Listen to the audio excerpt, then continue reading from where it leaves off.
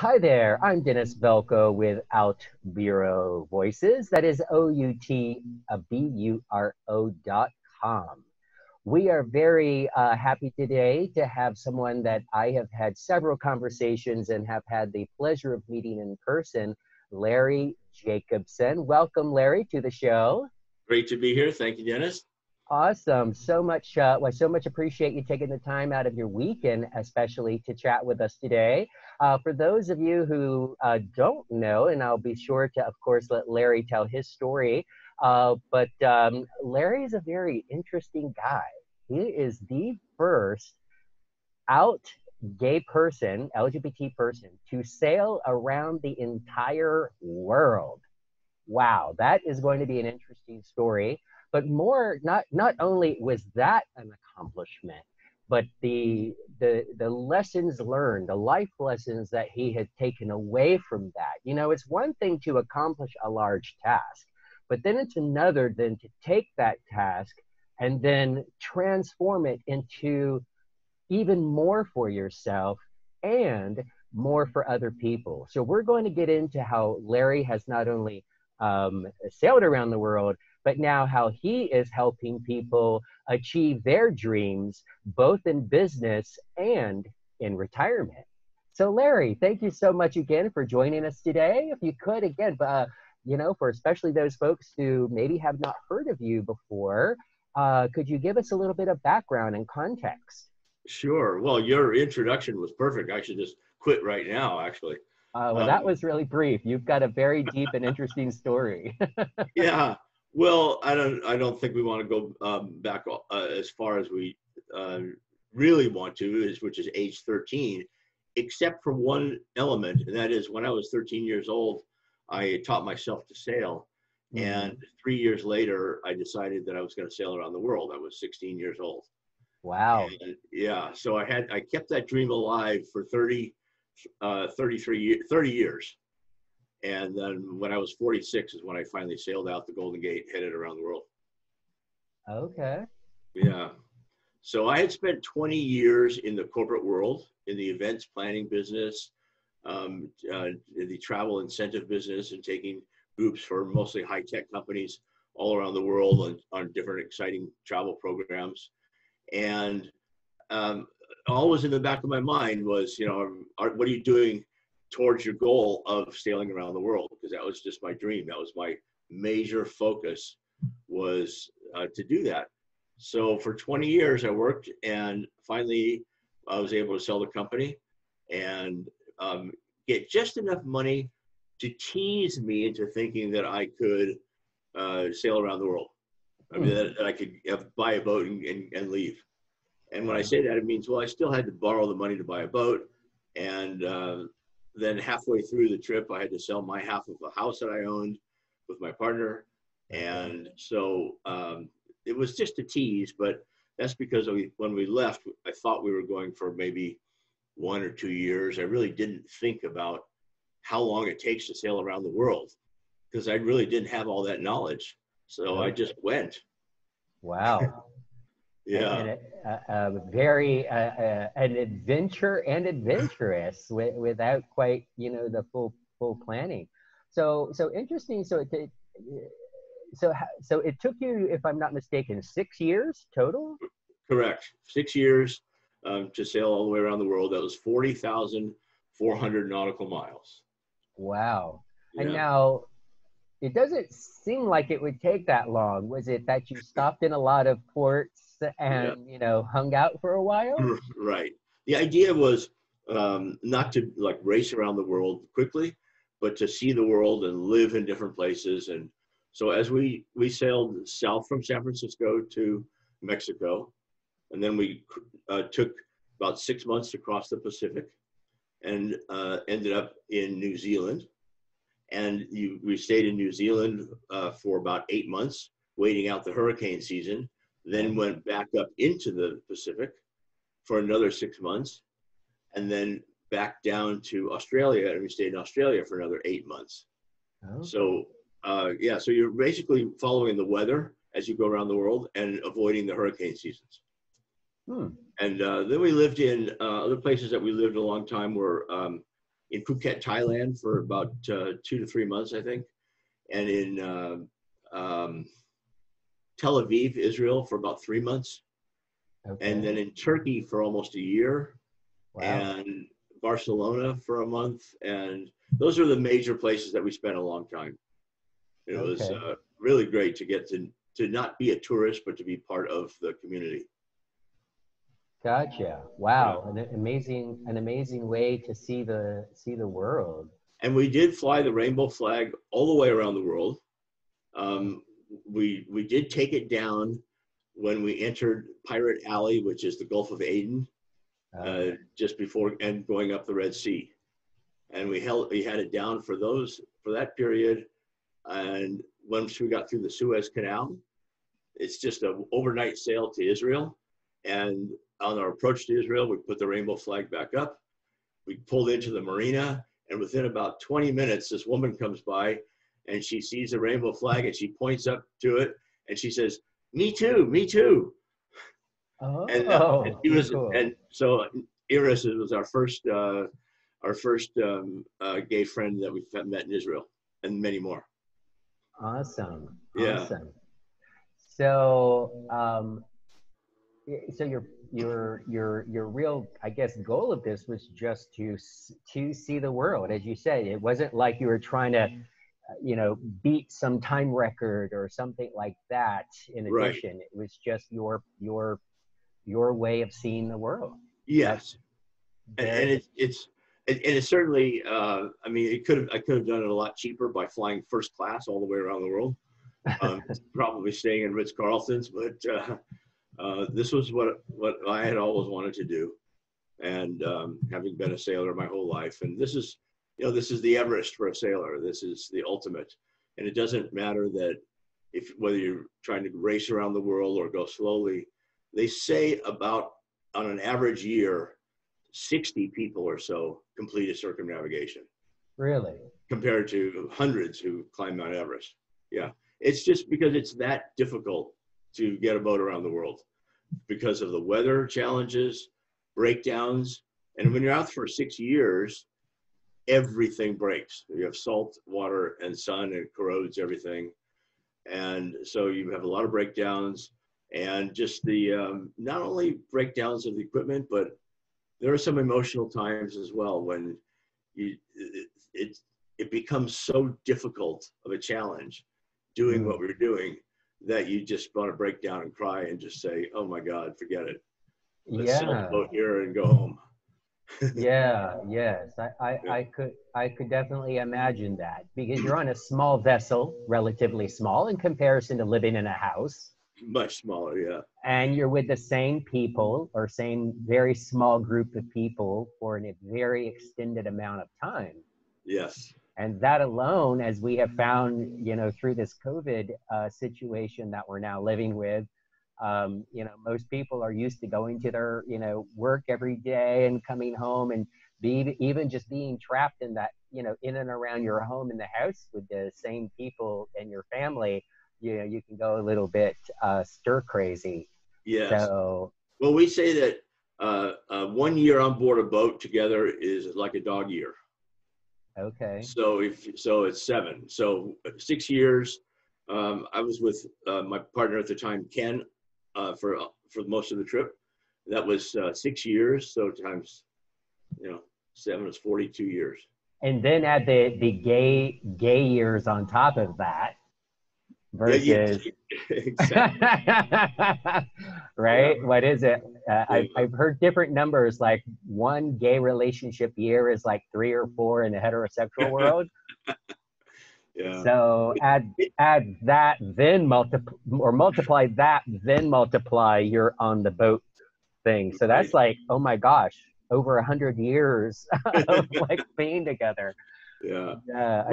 Most of the people that we met, who were doing what we were doing, ended up divorced at the end of their trip. I think us and 2 other couples that I know stayed together. And then Ken and I were together for 5 years more after the trip.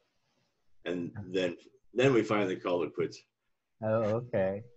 And So so let's kind of, you know, you're now, or you have been kind of taking that and you wrote a book about your experiences. And I recall that when we were, had the opportunity when you were visiting Fort Lauderdale last year to finally meet in person after having had several phone conversations together. And you talked about how during the course of your journey, it finally struck you to begin journaling. Yes. Yeah. And so talk about that a little bit, and maybe talk about, you know, some of the significant or key points that made you realize that, you know, there's a book here about leadership, because that's ultimately from what I have gathered, what your book is really about. It is. The book is called The Boy Behind the Gate, and it's called, well, I still get emails from people like almost every week from a new reader saying, because of your book, thank you, I did ... So it's very motivating in empowering people that, well, I did this and I was just a regular guy. So what is it that you want to do, and why can't you do that? And so it puts a lot, I think it's very empowering in that sense. And the other thing is that it is about leadership in the sense that when I left and sailed out underneath the Golden Gate, there were 4 other people on board. And I can remember, and there's a little snippet in the book about this, sailing under the gate and just looking around and seeing these other 4 people and realizing, holy crap, I'm the captain here. And I remember telling myself 2 things. One, I really have to pee. And the second one was, well, if you're going to be captain, you better start acting like one. Okay. And yeah, and that happened like on day 1. And, you know, there was just, it became my A priority to get the boat around the world, and everything that I could think of and everything that I could see and do and touch on any daily basis had to be toward that goal. And that could mean solving a crew problem. I remember that when in the crossing of the Pacific, we had an issue between 2 crew members. I won't name who they are. And I put them into my cabin, my locked cabin in the back of the boat. And I said, don't come out and tell your friends again. And it worked. Yeah, that worked. And the, you know, the other thing about leadership on board a boat is empowering others. Even though there's only one captain, you learn that captaining is not telling people what to do, but empowering them to do the right thing. Very good. Absolutely. Yeah. And yeah, so for the most part, you know, I left not really sure who I would be continuing the trip with, but Ken at the time was a good friend and a sailing buddy. And he came along, and we ended up spending the next 6 years together. Apart from a time when he left and came back, but that's all in the book. That's the juicy stuff, by the way, for the listeners about that. Okay. Yeah, when he left, when he came back, and all the romance that followed and everything. But Ken and I became a pretty well-oiled machine, and we could sail this boat, just the 2 of us. It was a 50-foot boat, 25 tons, a big boat. Just the 2 of us, just amazing, without shouting, without yelling at each other, a lot by hand signals. When we would come into an anchorage, we never yelled like we saw all other couples going, back the boat up, no, do this, no, do that. No, everything that we did was hand signals. Oh, really? I was at the wheel, he was on the bow, and between our hand signals, we got the whole thing done without saying a word. People were just amazed. Oh, very, very interesting. Learning to adapt your communication while still getting the job done. Yes, exactly. And I mean, we're also scuba divers, and so you learn to communicate underwater, right? With hand signals. And so, yeah, it was, you know, I, as a leader, I tried to make it a good place to be on board the boat, for whether it was for myself, for Ken, and for our guests. when we crossed the three oceans, the Pacific, Atlantic, Indian, and Atlantic, we had 2 other crew members with us, just for the sleep factor. And so we could actually get some real sleep. But the hardest passages, I'm just answering in my mind the questions that people want to know, but the hardest passages were not crossing the oceans. When we crossed the Pacific Ocean, it took us 21 days, and that was some of my favorite days. Wow. The difficult passages were 3, 4, 5 days when they were just Ken and I, and we were in and out of islands and reefs and areas like down in Southeast Asia, Fiji, and places like that. And that was the really difficult, exhausting sailing. And we had a system where when it was just the 2 of us, we were 3 hours on, 3 off, 3 on, 3 off, 3 on, 3 off. And that just goes 24 hours a day, 7 days a week. Wow. So, yeah. Does that mean if it were just the 2 of you that it was one was on for 3 while the other was sleeping for 3? So essentially one person manning the boat.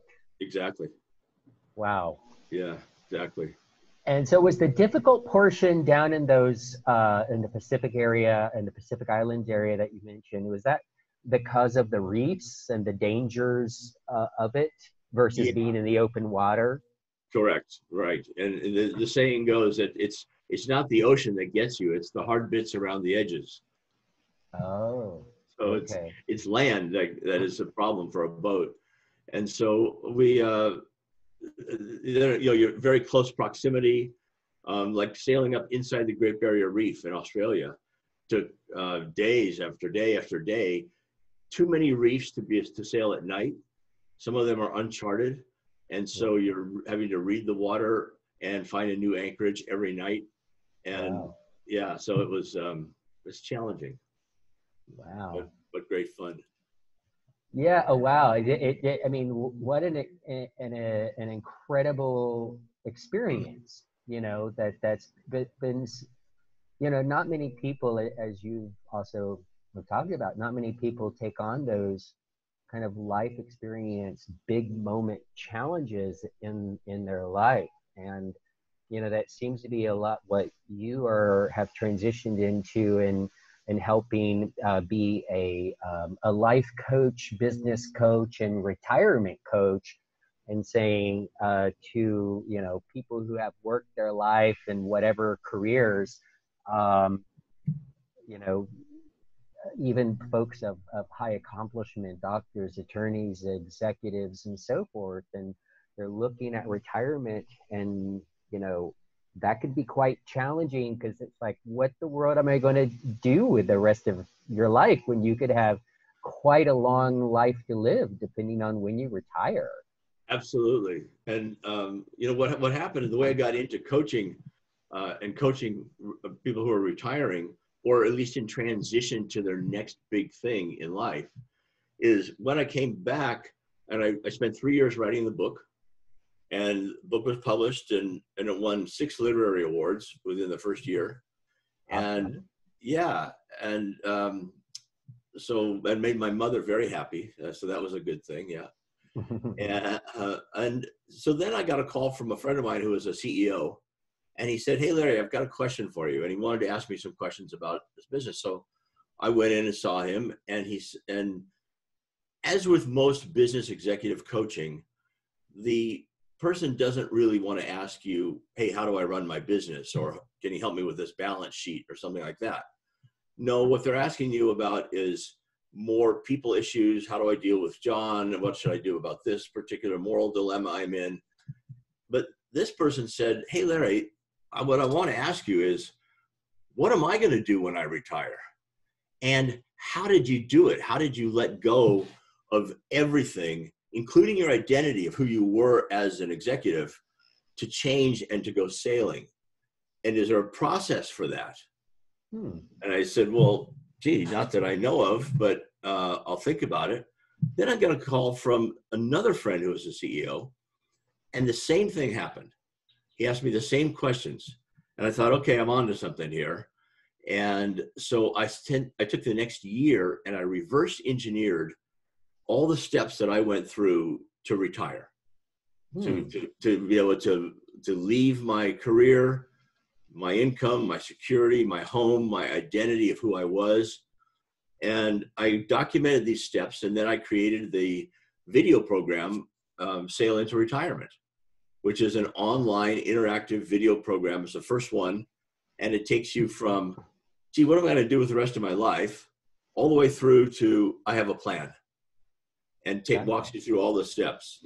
And it's not the physical steps like save X amount of dollars. It's a non-financial, I don't talk about money at all, but it's steps of, for example, well, what's your vision? And teaching people how to dream and how to vision and what they can imagine for themselves. And then turning that into those visions into goals, and then figuring out what you're good at and what you're not good at. And then managing your fears, because fear is, fear stops so many people from so many things. Absolutely. And, so that's, those are the kinds of steps that it takes you through. And I'm just very proud of that program. I love it. So. Yeah, and I love that you don't focus necessarily on the money there. I mean, certainly having the finances to accomplish, what you want's important, but then there's also other people who help you do that if you need help to do it. Understanding your why, understanding the what drives you, what are you interested in, what is really going to make you happy. Yes. So many people go through their life working in a career that they're really not that passionate about. Right. And that they may not have they may have stumbled into the career, or let's say they're even a successful doctor or attorney or something. They might have gotten into that career because that's what their family expected of them. Right. It wasn't necessarily their passion. And although many are, I'm not, let's, be clear about that. But, being able to take that time where, and like you, not even waiting till you're, in what you would call your typical retirement years. Right. But you took that opportunity to say, look, I've had this passion, this dream, and what do I need to do to accomplish this while I still have the opportunity and the strength and stamina to actually do it and enjoy it and come out on the other side. Exactly. And deciding what am I willing to give up for that dream. Right. And in my case, it was pretty much everything, I mean, it was career suicide, of course. It was deciding that life is not, it's not, as we all know, it's not getting any longer. You never know what's going to happen. And if you have the opportunity to make your dream come true, take it. And if you don't know what your dream is and you don't know what your passion is, and that is something for a lot of people, they don't know what they want to do. Always, every day that you are trying to help people help people in our community. And I'm now trying to help people realize their own dreams and make their dreams come true. And I help people to do that. And that's where I get my satisfaction from now. But some people don't know what they want to do. And so I run them through what's called my passion quiz. And it asks all these questions about, it digs deep into finding out what it is that someone really wants to do. By the way, that's free on my website if people want it. Awesome. And, because I've spent most of the day kind of catching up because it has been a while, almost a year since you and I had last gotten together. And I saw that program, and one, it's very affordable. Hello, it's under $100 or something. Yeah, it's $97 now. Yeah, so very affordable for people. And I almost, in doing that and hearing you talk now, sell into your retirement, I'm kind of getting the sense that it's doesn't have to be necessarily about retirement. It's more sell into your dream, sell into your passion. So that's right. And recognizing that is valid. That is, it's just as valid to pursue your passion as it is to pursue going, to a job that you don't like every day. and you should be pursuing it because you don't know what's going to happen. Absolutely. I think it's more valid, actually. And, especially, in entrepreneurialism, or, even if you're working, in a, regular job, if you really love, for example, helping people, and you have had personal family crisis with cancer, and you can't be the oncologist, but you go to become a radiation technician or something, or even homeopathic person, and you then work with people who have that's very rewarding, and it's then focused in and around your passion of helping people with cancer, if that's what it is. Everyone has their different things. Right. And it's so sad that the vast majority of people, and I can say this without even citing statistics or anything, it's just, I know this to be true, and I challenge anyone to prove me wrong on this, but the vast majority of people are not working or living and doing what they're passionate about. I totally agree. And so this is an opportunity for all of our listeners to, regardless, again, don't get hung up on the naming of sail into your retirement. Just think of it as sail into your passion. From the show notes, it's already listed there on the page.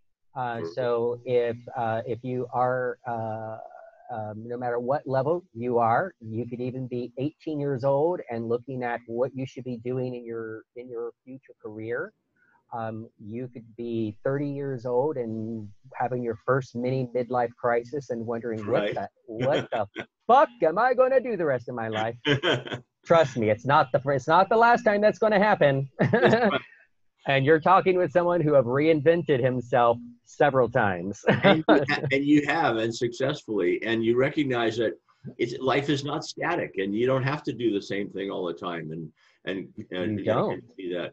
Yeah, part of it is the decision-making process. Is that I always say that making no decision is a decision. It is. And a lot of people just don't make the decision, and they don't realize that they are in fact making a decision. And I think that gets back to your point of fear. People have a very deep-rooted fear of change and fear of the unknown. Yes. And so utilizing your very affordable coursework online could help them identify that their passion, help them identify those fears that you've mentioned, and create a plan for reaching for it. Yeah, exactly. And it's good that you mentioned the fear. That was the subject of my first TED Talk, was about fear. And it's titled Passion Trumps Fear. Okay. Now, I wish I hadn't quite used that exact wording now, but who knew back then? Right. Yeah. And, I was talking about how, I was pretty much afraid for 6 years on a daily basis. There was always something that to be afraid of. And what I learned was that fear is to be accepted and embraced. It's nature's way of making us focus on the task at hand. And you don't plow through your fears. You don't conquer your fears. You don't knock down the wall of fear. This is what other philosophers have to say. It's not what I believe. I believe that when you're standing at the wheel in front of a 30-foot wave, 30-foot seas, you can't say, well, I'm not afraid, because it's bullshit. You are. Everybody's afraid in that situation. You have to be crazy not to be afraid. But you learn to use the tools that fear is giving you to maximize the situation. So it's making you sharp. It's making you attentive. It's making you really focused on the situation. And it's a method of dealing with fear that I believe is the right one.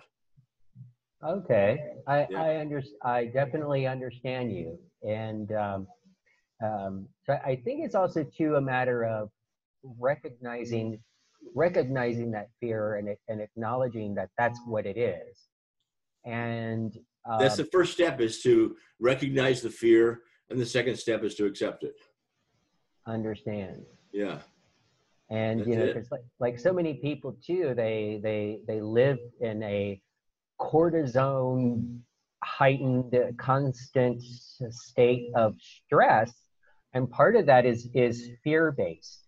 You know, fear of their job, fear and anxiety in relationships. Yes. And you know, when you take the boldness and you know, like even you know in our own kind of tying it to the LGBT you know, lives, you know, sometimes we have relationships, whether that's direct family members or other people in our lives, that create this sense of social conditioning that make you almost live in fear or live in a state of not being your full, true, authentic self. And that is a fear-based response. You're not living your fullest and who you are. And the majority of that is fear-based. You're afraid of losing your job. You're afraid of what your evangelical right-wing parent is going to say. Right. You know, and everyone is on their own journey. But at some point you have to say, you know, no, I'm worth it. I'm worth being myself, and I'm worth going after my dreams. Yes, And absolutely. putting those kind of things in their place so that that fear does not control you any longer. You are now the captain of your own ship. Yes, you are. You're the master of your fate, the captain of your soul. Absolutely. Absolutely. Yeah. And it's a, you know, we left right after 9/11 happened. Okay. And so that was not really a great time to leave. And I remember one of my brothers saying, well, you're not actually going to go now, are you? I mean, it's not exactly the best time to be an American sailing around the world. And he goes, are you going to fly the American flag? And I said, well, we're going to fly the American flag, and we're going to fly the rainbow flag. And he just kind of slaps his forehead and he goes, oh my God, why don't you just put a target on your sail? And I said, well, that's just the way it is, you know. And it's funny, our experiences, you know, for being openly gay as we went around the world were really, for the most part, excellent. I mean, nobody really cared. And we found that being gay in the rest of the world was just fine. It was you great. know what? Yeah. I think you have your phone on your desk buzzing. It is. Throw it in the garbage. No worries. That was just vibrating, and I think your mic is right there, so we were hearing that buzz. Oh, So yeah. So you know, how to say this? Was it the best time to do it? Maybe not, but maybe. You know, it's standing up and out for who you are. Yeah. And you know, in everything in life, there's risks, right? Yes, it is. There's no risks. Risk, no reward. Yeah, I mean, come on. There's risk getting in your car, driving 3 miles to the grocery store and back. That's right. Exactly. Yeah. And that's just the car. In today's world with COVID, there's risk, you know, apparently getting within 6 feet and breathing the same air of someone. There's risk in everything. Exactly. And it's a matter of, are you going to let those risks create the fear that keeps you from achieving what you want to achieve? Exactly. And we all know that risk means often means sacrifice. So are you going to risk something for something else that you want? Like becoming a great violinist means you have to risk the fact that you're not going to be going out with your friends on Fridays and Saturdays. And instead, you're going to be practicing, you know, that kind of a thing. So there's always risk associated with any achievement, whether it be small or large. And I just try to encourage people to realize that your achievement, this big achievement, like this sailing around the world, sometimes it's hard for people to relate to because it was such a big thing. But I try to, want people to know that you don't have to sail all the way around the world to have an adventure, and to fulfill your dreams and pursue your passions. You might want to open up a little coffee shop on the corner. That was your dream. You might want to help your nephew's soccer team or something like that. I mean, there's all kinds of ways to get fulfillment and passion. The one caution that I always like to have is that be careful not to mistake multiple pleasures for purpose and fulfillment. So when someone, let's take someone who's retiring and they go, and I say, what are you going to do when you retire? Well, I'm going to sleep late, travel, and play golf. Okay. Or play whatever, that's a pretty typical answer. And then my question, of course, is, well, then what are you going to do after that? Where is your fulfillment and your purpose going to come from? And usually it takes someone about 6 months to a year into retirement to realize that they are missing purpose and fulfillment. And then that often comes, the quickest fix for that is to help others. Right. Whether you give back teaching or volunteer or write your experiences or something, but feel like you're part of something larger than yourself. Yes. Right. Everyone does typically need to feel that sense of purpose. And, of course, there are organizations out there such as SCORE, where folks who have retired can volunteer and work with young entrepreneurs. Yes. I would also like to make sure that everyone here is aware or remind you that on your professional profile on OutBüro, OutBuro.com, you are actually able to indicate whether you would like to be a mentor, and then a brief description about the areas that you are open to being a mentor on, of course, including the rest of your profile. You're also then able to indicate whether you would like to be a mentee, whether you're open to having a mentor, and the specific areas that you are looking for to help in, whatever those are. And via the member search, you are able to find each other. So that's fantastic. Thank you. So that is excellent. I mean, that gives people the opportunity to mentor, to help, you just want to, you have all this wisdom that we've earned in our lives. I mean, we have knowledge, that's one thing.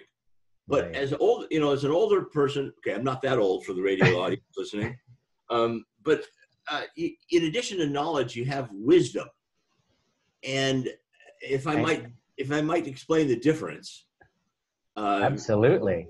Yeah, so knowledge is knowing that a tomato is a fruit. Wisdom is knowing not to put it in a fruit salad. True. That's funny. Yeah. Yeah. And I would kind of elaborate on that and maybe this came from experience. Knowledge is, for example, reading a book on search engine optimization. You can read a book.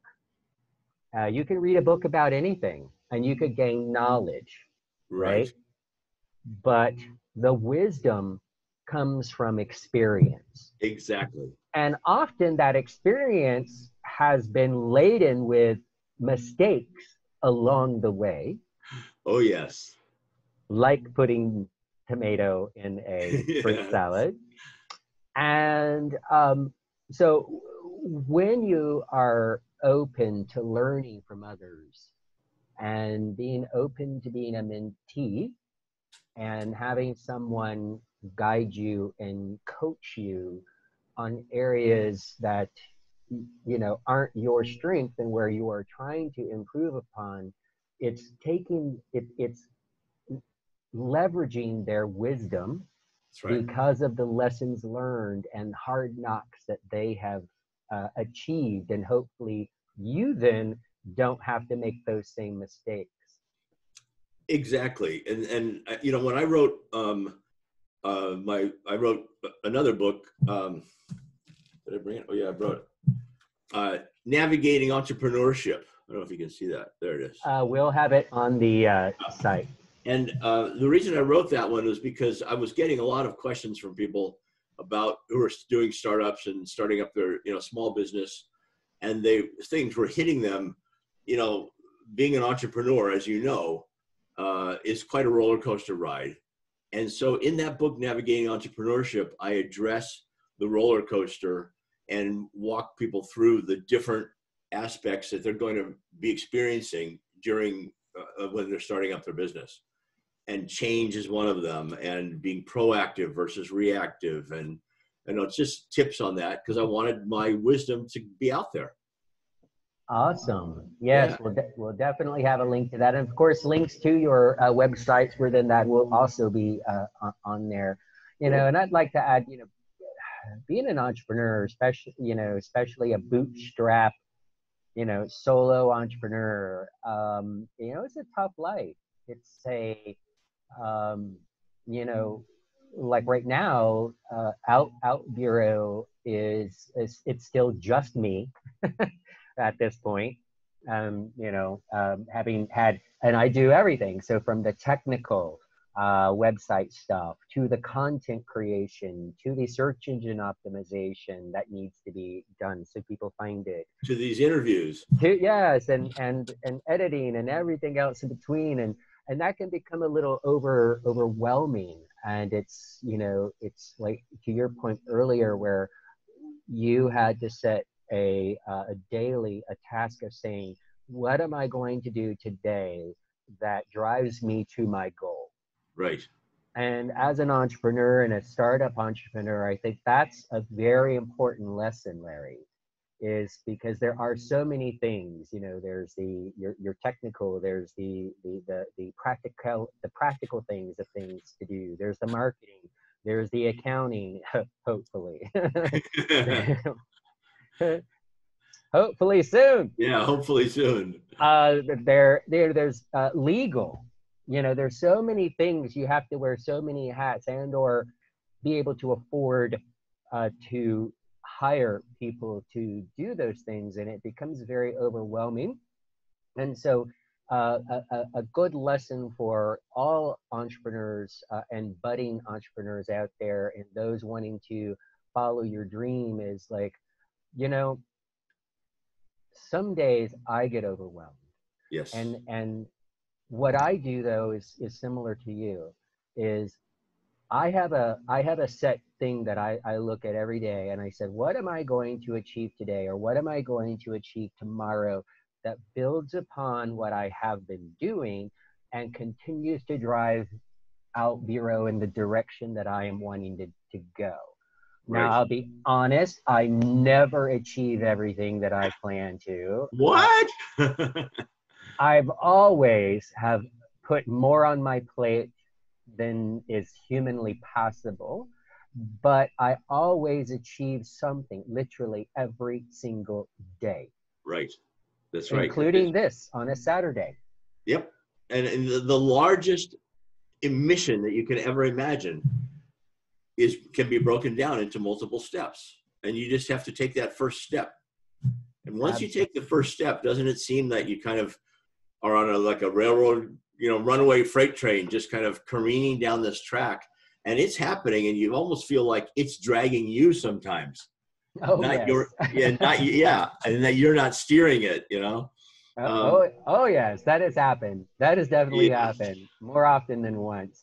And you know, so folks looking at you know, hopefully taking your you know, your course on sailing into their dream, and looking at even, you know, especially now in you know, the COVID world, it's really a great time actually to start a business, especially even if you've, you know, been laid off from work, because, you know, really just depending on what kind of business you're wanting to start. Now, you know, if you're wanting to be the next, you know, diamond import retailer in your state, hello, that's going to take a lot of money.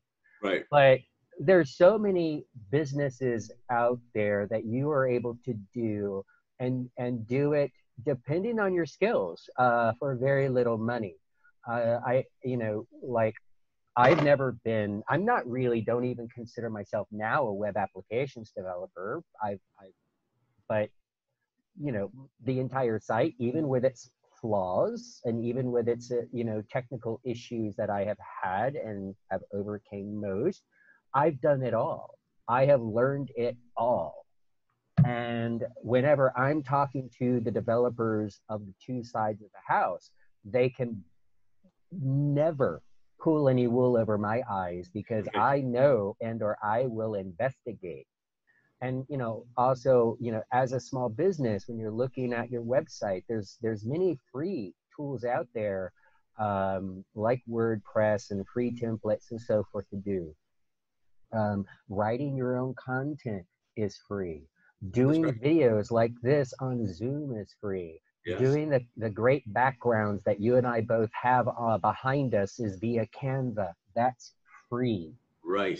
There's so many tools out there. There's video editing software that's free.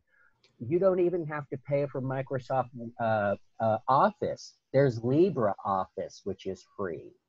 Actually, I wish you had told me that. Oh yeah, now I am. And of course, there's Google, Docs and so forth. I mean, there's so many. Technology has, and they're the freemium versions. Now you may not, like Canva, for example, I use Canva, but I don't, and there's a premium version. I still get everything done with everything that they have for free. Yeah, right. I don't currently pay for that particular service. There's lots of services that I use that I still just use the freemium version. Now, eventually I'd love to upgrade, but I'm just trying to make sure that, everyone here listening, can say, holy shit, absolute, for a moment. I can do this.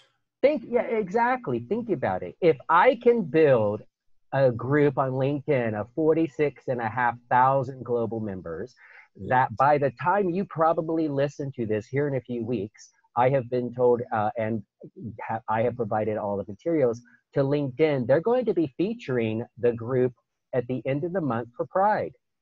First time in my group's 12-year history that LinkedIn has done that. Awesome. Now, so it's about putting in the work. Nothing comes easy and nothing comes for free. So let me just add that go get Larry's training program. Under $100, you can put yourself on the right course. But you also have to realize it's about putting in your work. There is no instant, gratification here, right? I always say that neither words nor worry affect outcome. Only action does. Exactly. My saying on that is magic and miracles happen when you have faith in yourself, and you take action. That's right. Because those who only have faith are rewarded a warm seat. That is very true. Get off your ass and do it. That's my motto. It's like right now in this crisis, I wish that I was approached by an entrepreneur saying, hey, I do in-home haircuts. Because look at this. Help. That's a whole business. I could use a haircut. Oh my goodness. You're in California. You guys, your hair salons still haven't opened up? No. And it's been a long time. I mean, I'm running out of gel. Oh my goodness. Too interesting. Well, my sister, unfortunately, she's in Lakeland, Florida. She is a hairstylist, and she actually, within 1 week of lockdown, she started visiting all of her customers at home. Oh, see, that's brilliant. Yeah, absolutely. And it could be happening here. I just don't know about it, but. Okay. Yeah. Kept her afloat. Well, so very cool. So Larry, I so much appreciate you coming on with us today. Very, it's great to be here. Good to see you again. obviously, hopefully next time you're in the Fort Lauderdale area, we'll get together for lunch or dinner. Like, And when you're in San Francisco. I would love that. Yeah. So hopefully we'll get some early adopters here, companies, and of course some are based out in that area. Would Yeah. love to come out to San Francisco again. I'm going to throw one more thing out, which is that on my website, all over it, LarryJacobson.com, there are places where you can click to contact me. And I offer a complimentary exploratory coaching session to anybody. Oh, wonderful. Yeah. And just Is that like a 30-minute session? Yeah, 30 to 40 minutes, and we'll find it, see where you are, maybe where you want to go to, and kind of map out how we would get there, just as an exploratory to see if they're up for having a coach. I personally believe everybody needs a coach. I have a coach. Mm-hmm. So, anyway. Absolutely, and that's where so far I've had you a coach. Yesterday was a career coach. Yep. Last week had a holistic health coach. Excellent. So I personally have also in my past have had the fortune of having a coach for a year that was actually paid for by my employer at the time. And that coach worked with the entire information technology department. And that's what started, and I was a long time ago. I was only 29 years old at the time. And that's what was my first introduction to life and business coaching. Kind of spanned both. And so it was a really wonderful experience. It helped open my eyes. And it was because one of the things after we went through the whole Myers-Briggs, and a couple of other things. And it was about our third or fourth time that he and I were sitting down together. It was interesting. Again, I was still young, prior Army, working in my technology field, and which actually led to a long career. And it was partly from his advice, because he said, you're doing stuff that's completely new. You're creating totally new processes for this entire organization. You're a very driven young man at the time. And how come you're not out doing this for others? How come you're sitting in this office with this paycheck? You should be earning 3, 4, 5, 10 times this amount. Wow. And so he is the one who challenged me I then did go and become a director at a consulting firm, doing what I used to do, helping large companies understand how they own and manage their technology, business process consulting, etc. And it was from part of that foundation and my military experience of Sergeant Harry Tucker, who was one of the most influential people of my life. And he taught me very early. Again, I'm going to say exactly what he said. Today, it might sound a little, sexist or whatever. I won't, but I'll say exactly what he said. Be a man. Tell me what you are going to do, and I will tell you if I have a problem with it. Never ask me permission for anything, because if you do, the answer will always be no. Woo! Isn't that amazing? Oh, wow. That is amazing. Yeah. I was 18 years old when Sergeant Harry Tucker came into my life. I was stationed in Aschaffenburg, Germany. And it was very interesting because he was pagan and everyone feared him. He was rather short. I'm 5'10". He was probably 5'3"-ish. Heavy set, so he was a bit round, but boy, let me tell you, that man commanded a presence like he was 6'4". And isn't it great the influence that he had on you? Oh yeah, it is. I mean, I constantly talk about him and one other person who's actually from Columbus, Ohio, who now also lives in Fort Lauderdale. And his name is Steven Schellebarger, second most influential man in my life. And he's one of the top 10 LGBT rights activists of the state of Ohio. Is now a little into his 70s, but way back shortly after my ex and I had already been out of the military. Chris of my 20s was from Columbus, Ohio, so we moved there. We actually are in two books because of he was kicked out of the military because of our relationship, and we fought and got him an honorable discharge. Oh. And so we were the poster boys for the Don't Ask, Don't Tell campaign in the state of Ohio during that whole period, 1991-ish. And because of that political activism back then, we ran town hall meetings. We were very involved politically in the Columbus, Ohio area. So that's how we met Steven Schellebarger. And he used to be a high school teacher. He and his partner built a business selling antiques just because of their hobby. That's what they did together. They built their eye going to garage sales and then reselling for a profit. But this guy started buying back in the day just south of downtown Columbus, Ohio, the largest contiguous historic district in the United States called a German Village.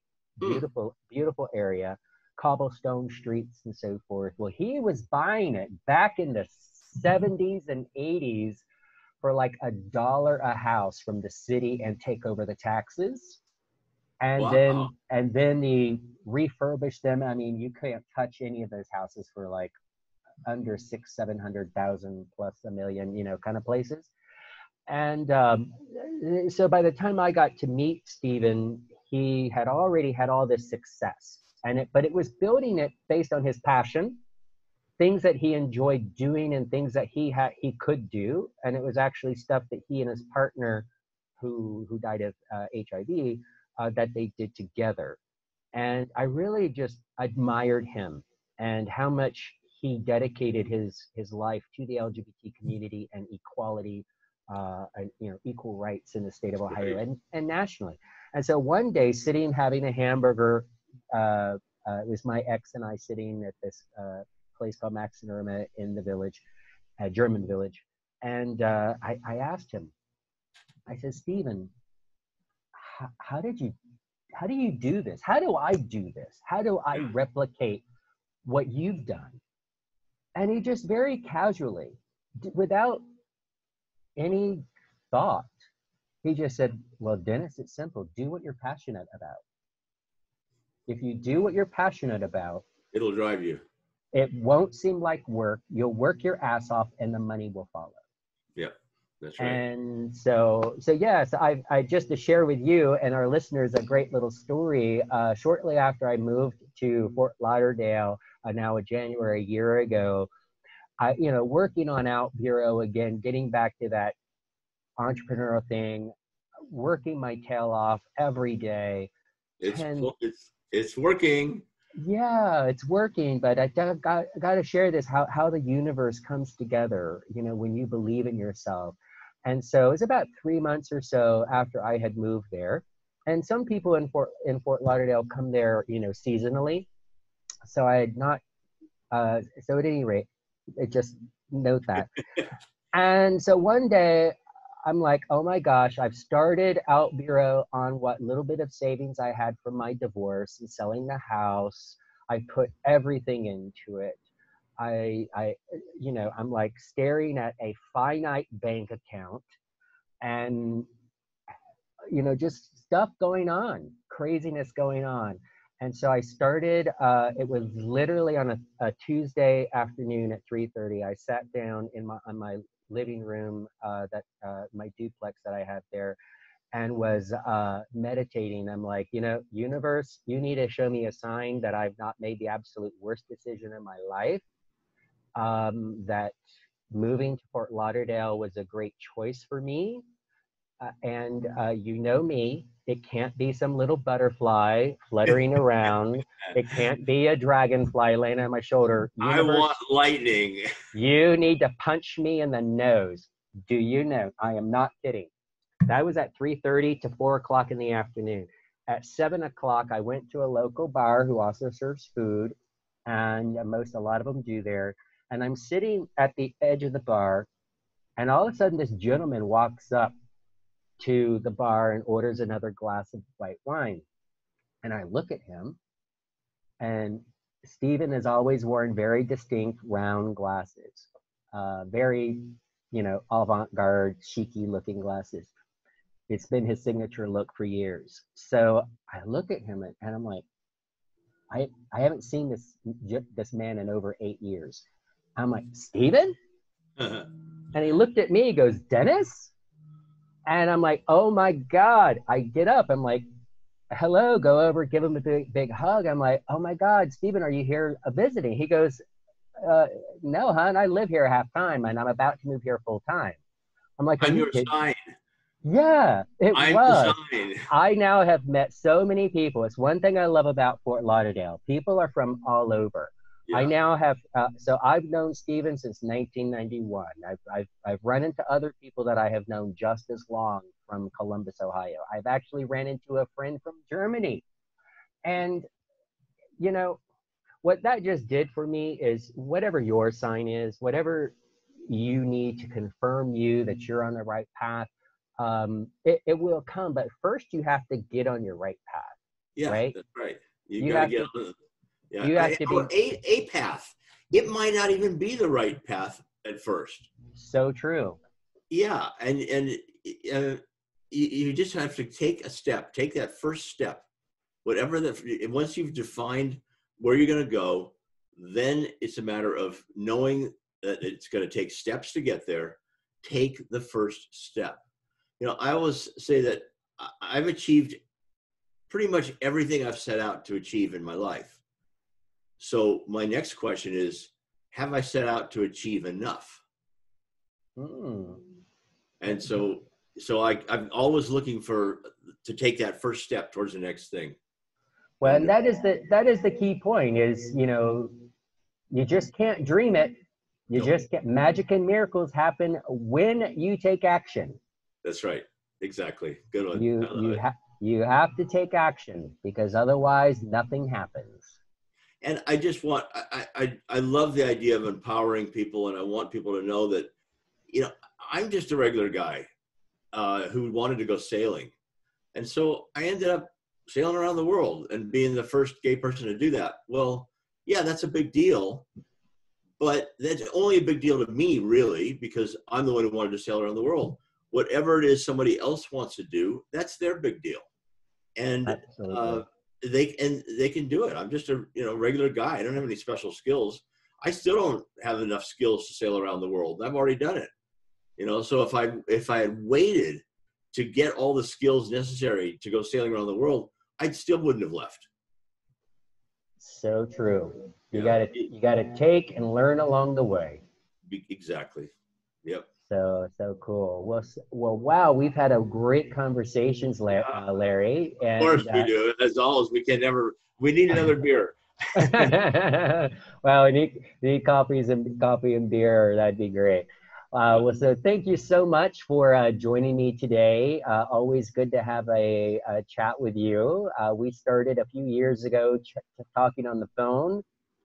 Got the opportunity to meet in person, and now today we get to start doing this, where others get to get a little bit of insight from the different experiences and knowledge, and hopefully wisdom. Yes, and hopefully we can help the world just a little bit. Absolutely. Well, Larry, again, thank you so much for taking time out of your Saturday to chat with us. My pleasure. For everyone listening, thank you so much for tuning in. You will find this video episode on OutBüro.com. That is OUTBURO.com. You will find that by clicking podcast up at the top. You will find it also by searching Larry Jacobson. In addition, you will also find his professional profile on the site. and links to all of the books and websites that we have mentioned, and possibly a few more. So definitely check that out. You can also, if you don't want to be stuck and watch our facial expressions and all of that kind of stuff and how Can't we imagine. communicate, because, you know, hey, visual is a lot of communication as well. You can also listen to the OutBüro Voices podcast on the go with your favorite app, including Apple Podcasts, Spotify, Stitcher, Google Podcast, and many more. Thank you so much for tuning in. If you would like to be on the show, please reach out to us by contacting us via the episode pages and be a guest. We'd love to hear your story and learn all about the interesting things going on with you, your career, and your business. Thank you so much again. I'm Dennis Velco, and this was Larry Jacobson, the first gay out man to sell around the world. Bye-bye. Thank you.